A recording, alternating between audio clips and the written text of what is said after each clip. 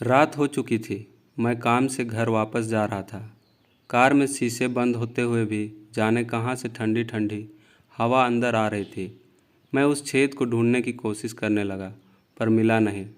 कड़ाके की ठंड में आधे घंटे की ड्राइव के बाद मैं घर पहुंचा। रात के करीब 12-1 बज रहे थे। मैं घर के बाहर कार से आवाज़ देने लगा। बहुत देर हॉर्न भी बजाया, शायद सब सो चुके थे। 10-15 मिनट बाद खुद ही उतरकर दरवाज़ा खोला। ठंड रात के सन्नाटे में मेरे जूतों की आवाज़ साफ साफ सुनाई दे रही थी। कार अंदर कर जब दोबारा दरवाज़ा बंद करने लगा, तभी मैंने देखा एक 10-12 साल का बच्चा अपने कुत्ते के साथ मेरे घर के सामने फुटपाथ पर सो रहा था। वह एक फटी चादर ओढ़े हुए था।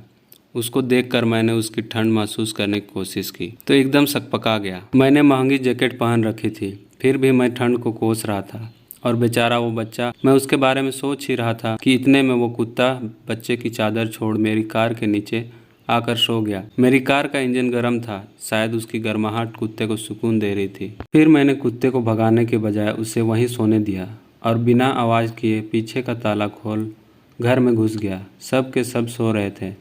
मैं चुपचाप अपने कमरे में चला गया। जैसे ही मैंने सोने के लिए रजाई उठाई, उस लड़के का ख्याल मन में आया। सोचा मैं कितना स्वार्थी हूँ। मेरे पास विकल्प के तौर पर कंबल, चादर, रजाई सब थे, पर उस बच्चे के पास एक फटी चादर भर थी।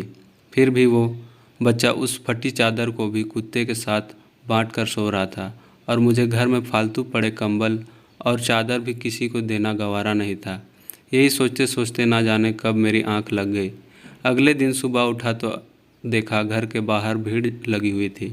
बाहर निकला तो किसी को बोलते सुना, अरे वो चाय बेचने वाला सोनू कल रात ठंड से मर गया। मेरी आंखें कांपी और आंसू की बूंद आंखों से छलक गई।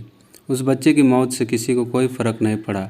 बस वो कुत्ता अपने नन्हे दोस्त के बगल में गुमसुम बैठा था, मानो उसे उठाने की कोशिश कर रहा हो। दोस्तों, आप सबको ये कहानी कैसी लगी कमेंट सेक्शन में ज़रूर से बताइएगा।